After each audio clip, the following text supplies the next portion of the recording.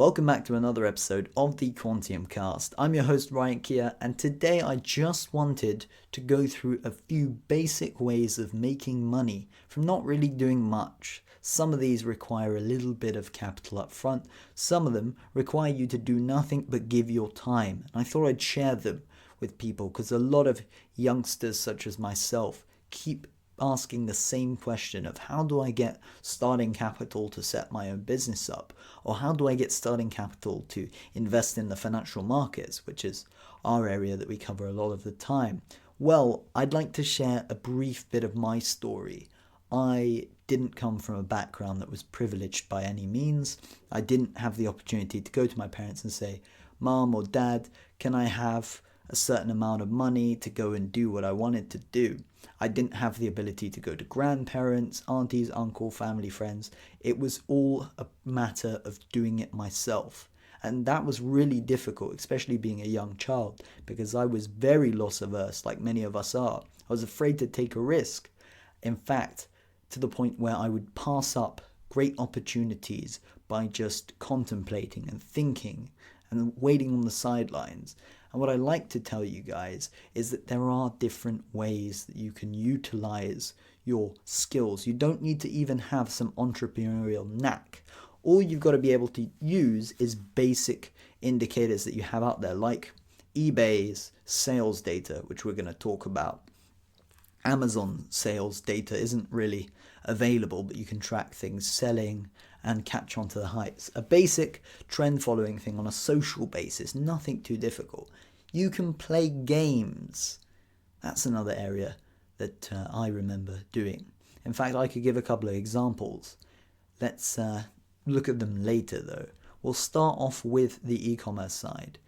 Have you ever walked into a charity shop or just a car boot sale area and have seen things that are really cheap and you think, goodness me, why are these people selling them so cheaply? Well, what if you didn't even know what the product was? You've got internet on your phone. Go to eBay, go to different sites, for example, Facebook Marketplace. See what these things are selling for. In fact, completed and I believe registered sales are the things that will give you the data of what the actual market price is, not what the listed price is. Let's give an example on a good. Say you want a record to, I don't know, Mariah Carey, and it's selling for $5.95 right now, plus £3.90 postage. That's around $9.90 in total. If you walk into a charity shop and you see it for 50 pence, why not tell them, here's the easiest way to make money. You tell them, can you put it by for me? I'm going to come back and collect it at the end of the day, or something like that. A basic trick. So you can sell it. If it doesn't sell within the 24 hours you put it, or the period that you want to come back and buy it, you don't come back and buy it. You don't have any risk to you, and you have the ability to make around £5-6 after postage on just paying 50 pence. What can you do with 50 pence? Not even buy a chocolate bar. That is so much value being created by just a little bit of action and initiative. That's one area we're going to look at. You can use things like eBay, Gumtree, Amazon, whatever to sell those things. You can do it on a small basis as a small side hustle, or you can make it into an income.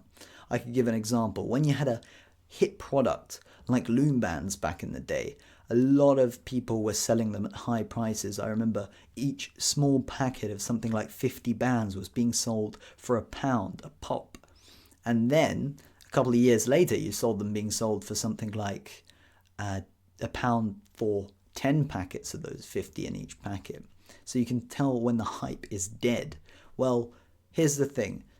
People were buying them from China in bulk for hundreds of packets for a couple of pounds. It was crazy, and there was so much margin to be made for just regular people. You didn't even need to be an investor. In your circle at school, you could literally sell them because people wanted to get in on the hype. It was nothing special. It was just a bit of latex and rubber, yet people were making bands out of them, and if you were able to catch on to the hype, you'd make some money.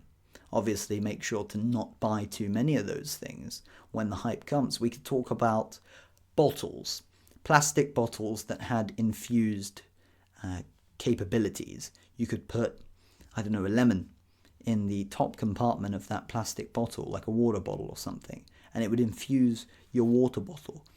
Those were selling for quite a bit, but as the hype died out, they were being sold in bulk at extremely low values. You got to get in as the hype develops and then make your money, then move out. Don't get attached. The same principle applies to investment. We shouldn't get attached at all. The same principle applies to going to car boot sales. If you find something fancy and you see it selling at a good quantity, in fact, let's say you find some paperweight. I know that's a thing that's not really popular amongst most millennials, but if you see a paperweight and you can trace what it is particularly, like what are the specifics of the item, see what it's been selling for. Are they selling much? Have they even sold? If they haven't sold, move on, look at something else. But if you're buying it for like £2-3 and it's worth £20-30, you've got a lot of worth to actually investigate that item. Not only to try and negotiate, get it cheaper. Say if you tell them it's £3, how about £2? Will you do that? Because I don't have more than £2 or whatever. You've made your money right there and you have had no risk to you. Because if you're unable to sell it, you've given up £2. If you're able to sell it, £20 minus say £4 postage, you've made £14 as a net profit for literally doing nothing but attending the car boot sale. Say that's the only thing you sell or manage to buy and then eventually sell. You pay say £1 to go into the car boot sale. So you've made a net profit of £13. The amount of time you're using isn't really that much. And a lot of people are spending their time sitting back, complaining, saying, I'm not going to be able to make ends meet, or I need to have a side hustle, whilst they're playing a little bit of Xbox and raging over FIFA 19. That's not important. What is important is making use of your time and creating value. So now we're going to talk about game accounts. Does anybody remember what happened when Clash of Clans came out? It was in something like 2012. Clash of Clans was a really popular game and still is arguably one of the most popular games to date. Well, you'd be surprised. That game had a lot of people farming new accounts on different devices. In fact, some people didn't even use different devices. They just used VPNs and different Google accounts. It is against the policy, but what people did was sell them on to individuals who wanted higher level accounts. Using your skill at a game to your advantage is great. Look at people on Fiverr. They're using their skills in, for example, coding, and firms are outsourcing coding. And these people are saying, all right, I will code for you. I will do the task you need for only a $5 or an agreed price. A lot of people are outsourcing these days as a business because it is frankly too expensive to start up your own area of production. For example, if you're a business that sells Coke cans, you have to source your plastic somewhere else. You can't just make your plastic yourself, or the aluminum mix that you're using for, say, your cans. You can't just make them yourself if you're a startup. If you're a big company, you might as well just buy up that area. But a lot of people try and outsource. So if you use your skills whilst this area is growing, there is a lot of money to be made. A lot of people like to type fast. What if you try and audio transcribe? A lot of places pay £9 plus an hour for those who have good accuracy rate, something like 150, 160 words per minute. I know it's quite a high figure, but it is still really impressive because you can make money from doing nothing. How about you apply to take part in a couple of online surveys? I know everybody's like, they take 30 minutes. What if you don't get paid? I remember when I didn't have an idea of what I needed to do to get a little bit of funds my way, I was spending hours on end just trying to make £10, £20 or whatever here and there to just answer surveys. Nothing complex. In fact, a lot of people tend to waste their time on the web just searching things, looking at YouTube videos that are just basically a result of contemplation. I do it a lot of the time. I contemplate. I sit down and I think, how am I going to get value out of this moment? I've got so many essays or assignments to get done. But at the end of the day, if you spend an hour or so to create a little bit of value for yourself, you can come out of the day and say, you know what? I did something productive. And if you're in a situation where you're trying to generate funds for another main hustle, say from a side hustle or just a side project, then by doing these small activities, you'll be able to do that. A lot of people think you have to chuck money in to some kind of training course to do this. I did it without any training. I did it without any advice from anyone. I was only relying on a long-term look, not a short-term look. For those of you interested to hear about my story and how I got involved in this kind of thing, I started with a £5 loan from my parents. I know that sounds quite odd to believe because I did say don't borrow money or whatever. But it's important to listen to the exact context because I was going outside with a couple of my friends and they suggested that we go and get some chicken from KFC in our local shopping area. And I thought, okay, let me ask my parents for £5 to eat. But in reality, I was going to make sure I came home and ate 2 servings of dinner instead of just spending that money on lunch. So as we went to the shopping area, what I did was I used that £5 to buy glow sticks. I bought 30 glow sticks in a pack, the ones that are really hard to snap. Back when they were cheap, it was quite a great deal in fact. And I sold them for £1 each. Trial maybe a week or so. But then I did that again. I used to sneak outside, well not sneak outside, I used to sneak around these festivals without tickets. And I tried to sell these glow sticks to whoever really. The majority of them were just drunk people because everyone, when they're drunk, they just chuck the money around. So I remember trying to just flog them on as quick as I could and then just rinse and repeat. And then I had some funds to start buying and selling gold and silver bullion, which is an area that is really saturated to say the least. I mean, everybody's now trying to sell gold and silver bullion, small bars as collectibles, and it makes it difficult to really make it in that area. So I was involved for about a year, but actually before I went into that, I must mention that I was just listing things as a third party for a person who owned a furniture business down the road where I was living. In fact, they were selling things secondhand. The guy used to paint them and redo them, basically refurbish stuff, and he needed to sell them online, but that was when people weren't doing anything online. There wasn't really a market online. Can you believe that? I mean, now there isn't really a market on the retail high street, but back then there was no online market. And I told him, look, if you give me a guaranteed cut, I will just list these online for you. It's so simple, literally going on sites like Pre-Loved, Gumtree, etc. and just listing them. He does all the work and all I do is take a commission. That's what I did. I got more funds to go and reinvest into other things, which led me to gold and silver bullion. eBay has a certain algorithm that you can work around if you are careful. You got to make sure that you are extremely big on customer service, and tracking has to be given on every item. The reason why I emphasize tracking is because, let's give you an example. I was selling a gram of gold, a small bar, Credit Suisse or like Pampa Suisse, I don't exactly remember the brand, but it was something like £46.99 or something. It was a markup above scrap by a fair bit. But what I was doing was selling it on, I didn't put tracking, right?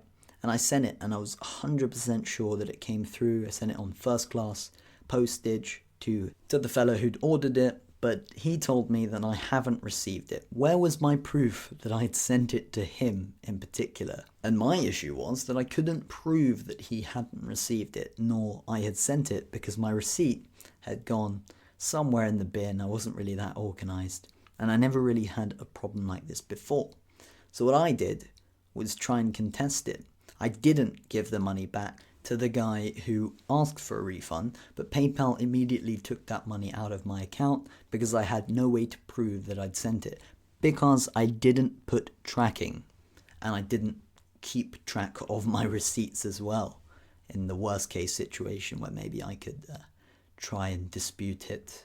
Now, I thought I could try and outdo the whole system by taking money out of my PayPal account and cancelling all my cards and just using another one for the other side of business.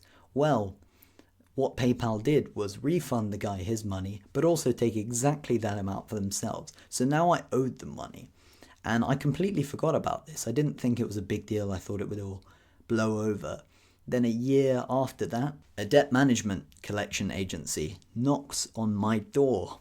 And I keep thinking, what's happening? My mum calls me down from upstairs and she says that these people say that you owe a certain amount. And they've added hundreds on top of it. The total amount was something like £327. I remember that figure.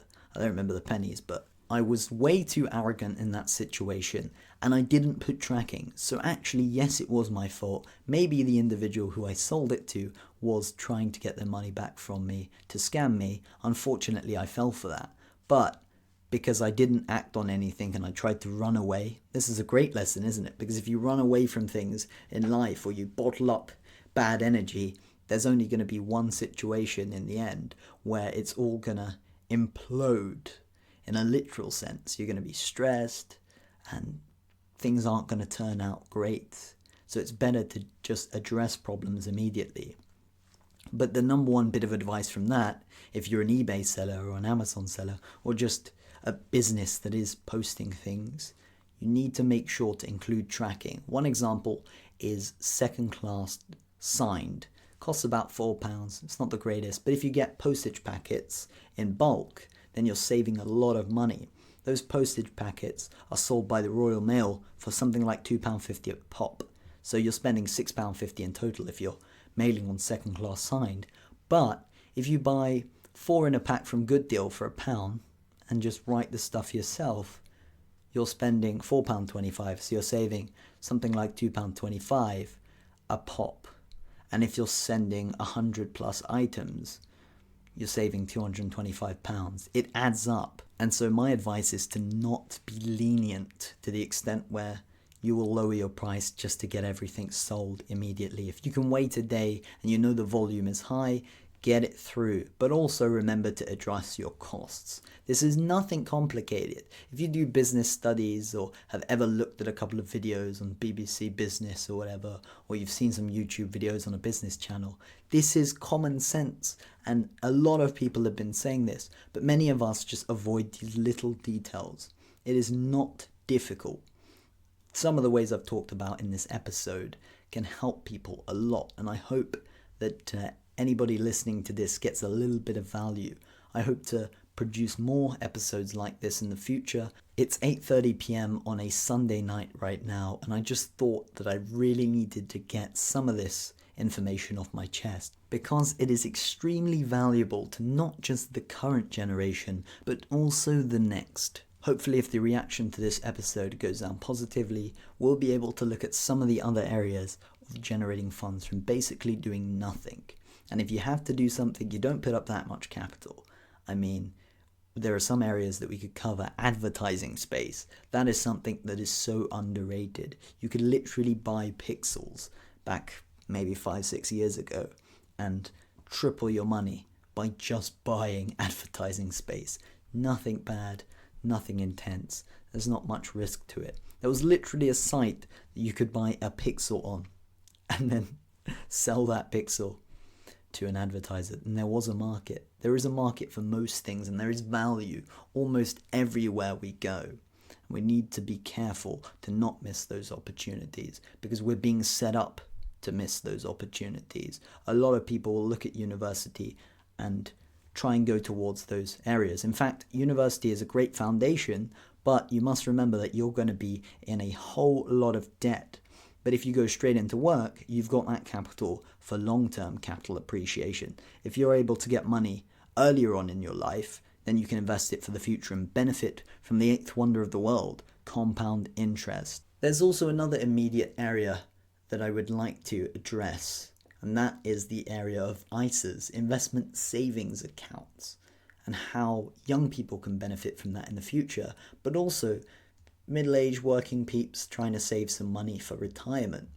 There is so much. There are endless opportunities, different asset allocation methods. If we're talking the quant side of investment, that's a little bit more in-depth, but a lot of people have probably heard of 60-40 portfolios where you have 60% in equities and 40% in bonds. We'll be looking at things like reduced volatility and better risk-adjusted returns. Really basic stuff that reduces your stress as an investor, but also doesn't really affect your returns that much. And there are some strategies where you diversify a lot, where you're actually able to increase your nominal returns. Forget about risk-adjusted returns. You're actually able to increase your nominal returns by reducing your volatility. There are so many different areas to address, but tonight I just felt like I wanted to talk about some of the areas where people can make money from not really doing anything. And hopefully in the future we can look at different methods of investing our money. I've been your host, Ryan Kier, and if you really enjoyed this podcast, feel free to head on over to our site, quantiumresearch.co.uk. You can follow us on Twitter at Quantium Cast, or you can follow my private Twitter at Ryan Kier 2. That is RYANKIA 2. I hope all of you had a wonderful weekend. That's it for me. Probably going to go get a Pepsi because another drink that shall not be named is unavailable today. But on that note, we'll end with a little bit of mystery. Until next time.